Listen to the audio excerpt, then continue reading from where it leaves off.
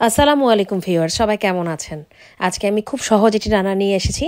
প্রতিটি রান্নারই কিছু টিপস থাকে, কিছু কৌশল থাকে। এই কৌশলটা যদি অবলম্বন করি তাহলে রান্না আরও সহজ হয়। তেমনি একটি রান্না হচ্ছে ভাত রান্না, যা প্রতিদিনের জন্য অপরিহার্য। এই ভাত ছাড়া আমাদের একদিনও চলে না।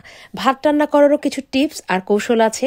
আমরা সকলেই জানি ভাত রান্না করা খুব সহজ, আসলেই তাই। কিন্তু এই টিপস আর কৌশল জানা থাকলে ভাত রান্না করা আরও সহজ হবে। ভাত নরম হয়ে যাবে না, একদম ঝরঝরা থাকবে এবং খেতেও সুস্বাদু হবে। আসুন দেখি কিভাবে সহজ উপায় ভাত রান্না করতে পারি আমরা। আজকে ভাত রান্না করার জন্য আমি বাসমতি চাল নিয়েছি। সাধারণত আমরা বাসমতি চাল দিয়ে ভাত রান্না করে থাকি।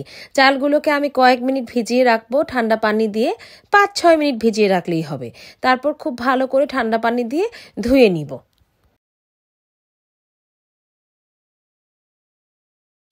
ধোয়ার পর চালগুলো দেখতে এমন হয়েছে। এখন বেশ ভালো পরিমাণ পানি দিয়ে চালগুলো সিদ্ধ বসিয়ে দিলাম, সাথে সামান্য তেল দিয়ে দিচ্ছি। আর এটাই ছিল আমার বিশেষ টিপস অ্যান্ড ট্রিক। এভাবে একটু তেল দিয়ে রান্না করলে ভাত ঝরঝরা হবে। একটু নেড়ে চেড়ে বসিয়ে দিলাম, অপেক্ষা করছি ভাত হবার জন্য। ভাত হয়ে এসেছে, একটু হালকা নাড়া দিয়ে নামিয়ে নিচ্ছি। আগে থেকে স্ট্রেনার রেডি করে রেখেছিলাম যেন ভাত হবার সাথে সাথেই নামিয়ে নিতে পারি। আমার ভাত রান্না একেবারেই ঝরঝরে হয়েছে। প্রতিদিনের রান্নায় আমাদের ভাত ছাড়া একেবারেই চলে না। আর সেই ভাত যদি ঠিকমতো রান্না না হয় তাহলে তো মনটাই খারাপ হয়ে যায়, তাই না? আশা করছি ভিডিওটা সবার ভালো লাগবে। আজ এই পর্যন্তই। সবাই ভালো থাকবেন। সবাইকে অসংখ্য ধন্যবাদ।